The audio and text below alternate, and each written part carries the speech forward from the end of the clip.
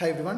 അപ്പോൾ നമ്മളുടെ CA ഫൈനലിൽ നമ്മളുടെ ഇൻസ്റ്റിറ്റ്യൂട്ട് ഒരു കേസ് സിനേരിയോ ബുക്ക്ലെറ്റ് പബ്ലിഷ് ചെയ്തിട്ടുണ്ട്.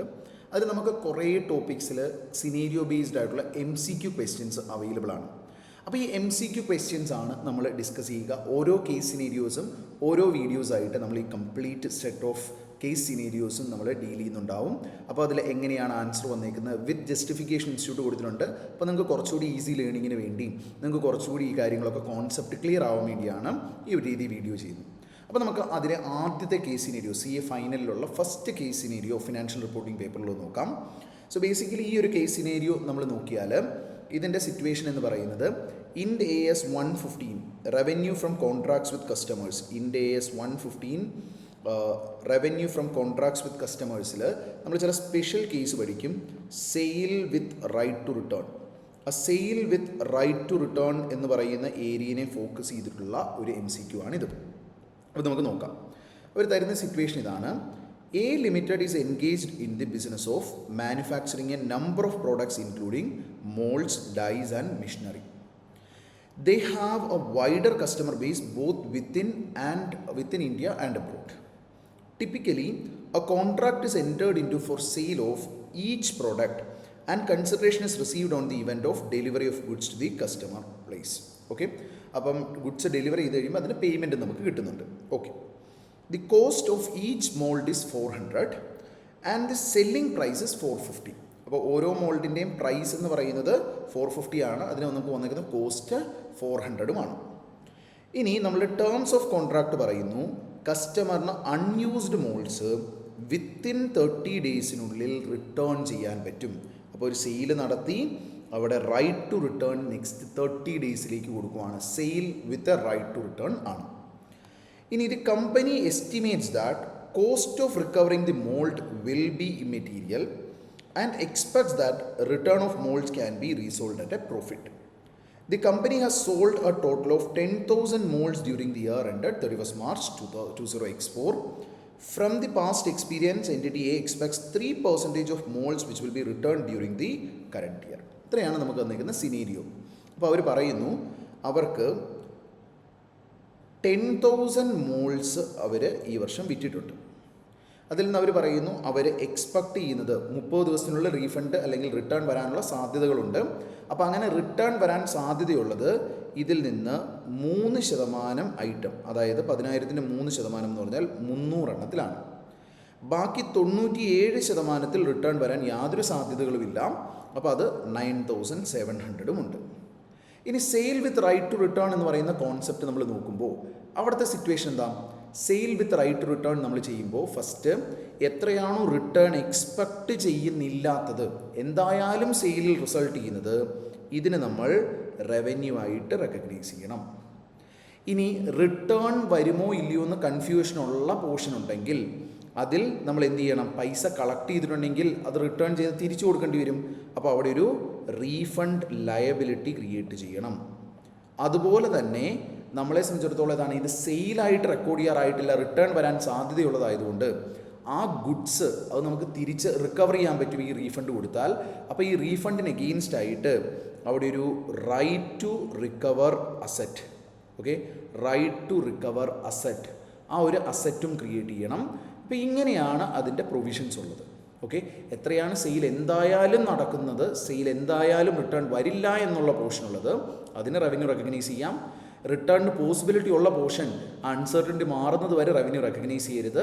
അതിൽ നമ്മൾ പൈസ കളക്ട് ചെയ്തിട്ടുണ്ടെങ്കിൽ റീഫണ്ട് ലയബിലിറ്റി നിലനിർത്തണം. ഇനി ആ പൈസ കളക്ട് ചെയ്തിട്ടില്ലെങ്കിൽ നമുക്ക് ഏതാണ് പ്രശ്നമൊന്നുമില്ല. പൈസ കളക്ട് ചെയ്തതാണെങ്കിൽ റീഫണ്ട് ലയബിലിറ്റി വേണം. ഇനി അതിൻ്റെ അത്രയും ഗുഡ്സ് നമ്മൾ വിറ്റ് പോയിട്ടില്ല, പക്ഷെ നമ്മുടെ ഗോഡൗണിൽ ആ സാധനം എന്താണ് ഇല്ലതാനും, സെയിലിൻ്റെ ക്രൈറ്റീരിയ മീറ്റ് ചെയ്തിട്ടില്ല, സെയിലായിട്ടില്ല, റവന്യൂ റെക്കോർഡ് ചെയ്തിട്ടില്ല, ബട്ട് ആ ഒരു സംഭവം എന്താണ് നമ്മളുടെ ഗോഡൗണിലില്ല. അപ്പോൾ ഇയർ എൻഡിൽ ഗുഡ്സ് ലൈങ് വിത്ത് കസ്റ്റമർ എന്നൊക്കെ പോലെ right to recover asset create ചെയ്യണം. ഓക്കെ, ഈ സിറ്റുവേഷനാണ് നമുക്ക് തന്നിരിക്കുന്നത്. ഇതിൽ നിന്നാണ് നമ്മൾ ക്വസ്റ്റ്യൻ്റെ ആൻസർ ചെയ്യേണ്ടത്. അപ്പോൾ ഇവിടെ ആദ്യത്തെ നമ്മളുടെ ചോദ്യം ചോദിച്ചിരിക്കുന്നത് the consideration received from the customer variable ആണോ, ഫിക്സഡ് ആണോ, ബോത്ത് വേരിയബിൾ ആൻഡ് ഫിക്സഡ് ആണോ, അതോ ദർ ഇസ് നോ കൺസിഡറേഷൻ ആണോ, ഏതാണ് സിറ്റുവേഷൻ? അപ്പോൾ ഇവിടെ നമുക്ക് എന്താണ് അൺസർട്ടനിറ്റിയുടെ ഒരു എലമെൻ്റ് ഉണ്ട്, നമുക്ക് എത്ര പോർഷൻ ആണ് നമ്മൾ റിട്ടേൺ എക്സ്പെക്റ്റ് ചെയ്യുന്നത് ഇതൊക്കെ വെച്ച് നോക്കുവാണെങ്കിൽ നമ്മൾ ഈ പോർട്ട്ഫോളിയോ ഓഫ് കോൺട്രാക്ട് മൊത്തമായിട്ട് കൺസിഡർ ചെയ്യുമ്പോൾ അവിടെ ഒരു വേരിയബിൾ കൺസിഡറേഷൻ്റെ ഇമ്പാക്റ്റ് ആണ് അതിനുള്ളത്. ഇപ്പോൾ ഇൻസ്റ്റിറ്റ്യൂട്ട് നമുക്ക് തന്നിരിക്കുന്ന ആൻസർ നോക്കാനായിട്ടാണെങ്കിലും ആൻസറിലും ഇൻസ്റ്റിറ്റ്യൂട്ട് പറഞ്ഞിരിക്കുന്നത് എന്താണ്, അവിടെ നമുക്ക് എന്താണ് ഒരു since the customer allows the contract allows the customer to return the product consideration received from the customer is variable. ആരെങ്കിലുമൊക്കെ റിട്ടേൺ ചെയ്താൽ എന്താണ്, ആ പൈസ തിരിച്ചു കൊടുക്കേണ്ടി വരും. അപ്പോൾ അത്രയും പോർഷൻ റവന്യൂ റിസൾട്ട് ചെയ്യില്ല. അപ്പോൾ റിട്ടേൺ അനുസരിച്ച് it is getting varied. So ഒരു വേരിയബിൾ കൺസിഡറേഷൻ പോലെയാണ് അവിടെ നമ്മളതിനെ കൺസിഡർ ചെയ്യേണ്ടത്. So that is the first question, അതിൻ്റെ ആൻസർ വരിക. ഇനി രണ്ടാമതായിട്ട് നമുക്ക് വരുന്ന സിറ്റുവേഷൻ നോക്കിയും, upon transfer of control of 10,000 molds the entity will recognize revenue for how much molds. എത്ര മോൾഡിന് നമുക്ക് റവന്യൂ റെക്കഗ്നൈസ് ചെയ്യാം? നമ്മൾ പറഞ്ഞിരുന്നു 10,000 മോൾഡ് ട്രാൻസ്ഫർ ചെയ്തു, 10,000 റവന്യൂ റെക്കഗ്നൈസ് ചെയ്യാൻ പറ്റുമോ? ഇല്ല. അതിൽ നിന്ന് റിട്ടേൺ എക്സ്പെക്റ്റ് ചെയ്യുന്നില്ലാത്ത പോർഷൻ 97% പോർഷൻ, അതിന് മാത്രമേ റവന്യൂ റെക്കഗ്നൈസ് ചെയ്യാൻ പറ്റുള്ളൂ. ദാറ്റ് ഈസ് 9,700 മോൾഡ് ആയിരിക്കും നമ്മളുടെ ആൻസർ വരിക. ഇനി അടുത്തത്, അങ്ങനെയെങ്കിൽ എൻറ്റിറ്റി എത്ര റവന്യൂ റെക്കഗ്നൈസ് ചെയ്യണം എന്നുള്ളതാണ്. എൻറ്റിറ്റി റെക്കഗ്നൈസസ് റവന്യൂ ഫോർ എത്രയായിരിക്കും? ഈ 9,700 മോൾഡ് ഇൻറ്റു ഒരു മോൾഡിന് എത്ര വെച്ചിട്ടാണ്? 450 വെച്ചിട്ടാണ് പ്രൈസ് ഉള്ളത്. So what is this amount? Okay, അതാണ് നമുക്ക് പറ്റുക. സോ അതെത്രയാണ് റവന്യൂ റെക്കഗ്നൈസ് ചെയ്യേണ്ടി വരിക? നമുക്ക് 43,65,000 ആയിരിക്കും. ഓക്കെ, 9,700 മോൾഡ്സ് ഇൻറ്റു 450, 43,65,000 ആയിരിക്കും നമുക്കവിടെ റവന്യൂ റെക്കഗ്നൈസ് ചെയ്യാൻ പറ്റുക. ഇനി അടുത്ത എന്താണ്, എൻറ്റിറ്റി എത്ര റീഫണ്ട് ലയബിലിറ്റി റെക്കഗ്നൈസ് ചെയ്യണം എന്നുള്ളതാണ്. What is refund liability?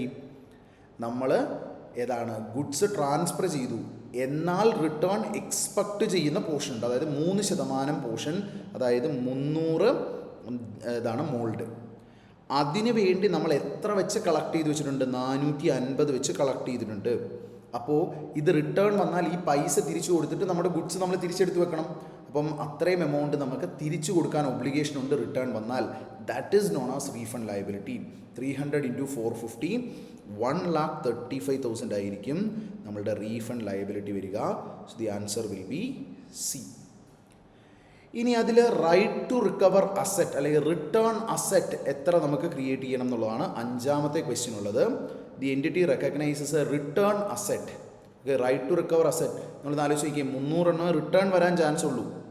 അപ്പോൾ 300 എണ്ണം റിട്ടേൺ വരുമ്പോൾ നമ്മൾ 450 രൂപ അങ്ങോട്ടേക്ക് കൊടുക്കും. ഈ 450 രൂപ കൊടുത്താൽ, ഈ 450 രൂപ നമ്മൾ അങ്ങോട്ട് കൊടുത്താൽ നമുക്ക് തിരിച്ച് നമ്മുടെ ഗുഡ്സാണ് വരിക. നമ്മളുടെ ഗുഡ്സിൻ്റെ ഒരെണ്ണത്തിൻ്റെ കോസ്റ്റ് എന്ന് പറയുന്നത് 400 ആണ്. അപ്പോൾ 300 ഇൻറ്റു 400 1,20,000 ആണ് നമ്മൾ കൊടുത്ത ഗുഡ്സിൻ്റെ വാല്യൂ ഉള്ളത്, നമ്മളെ സംബന്ധിച്ചിടത്തോളം അതിൻ്റെ കോസ്റ്റ് ഉള്ളത്. അതാണ് റൈറ്റ് ടു റിക്കവർ അസറ്റ് നമ്മൾ ക്രിയേറ്റ് ചെയ്യേണ്ടത്. സപ്പോസ് അവിടെ റിക്കവറിങ്ങിന് വേണ്ടി എന്തെങ്കിലും ചാർജസ് വരുമെങ്കിൽ, കോസ്റ്റ് വരുമെങ്കിൽ, അതും നമുക്ക് എക്സ്ട്രാ വരുന്ന കോസ്റ്റാണ്, അന്നേരം അതും കൂടി നമ്മൾ ആഡ് ചെയ്യേണ്ടി വരും. പക്ഷേ ഇവിടെ ആ റൈറ്റിൻ്റെ റിക്കവറബിലിറ്റിയുടെ കോസ്റ്റിൻ്റെ കാര്യങ്ങൾ അവർ പറയുന്നു നെഗ്ലിജിബിൾ ആണ് അത്. അപ്പോൾ അതിൻ്റെ എലമെൻറ്റ് നമ്മൾ കൺസിഡർ ചെയ്യേണ്ട എന്നവർ പറയുന്നുണ്ട്. അപ്പോൾ നമുക്ക് എന്താണ് 1,20,000 ആയിരിക്കും റൈറ്റ് ടു റിക്കവർ അസറ്റിൻ്റെ വാല്യൂ കാണിക്കേണ്ടത്.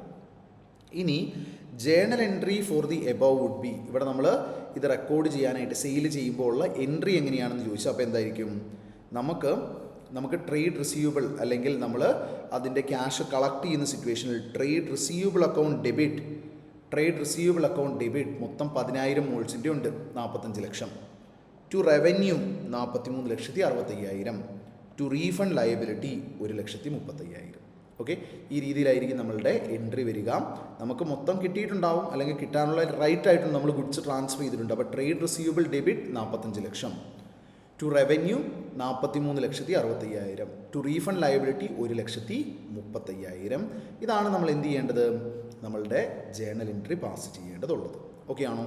അപ്പോൾ ഇങ്ങനെ നമുക്ക് എന്ത് ചെയ്യാം, നമ്മളുടെ ഈ ഒരു റൈറ്റ് ടു റിക്കവർ അസറ്റ് അല്ലെങ്കിൽ sale with right to return വരുന്ന സിറ്റുവേഷനിൽ ഇതാണ് നമുക്ക് ട്രീറ്റ്മെൻറ്റ് വരിക.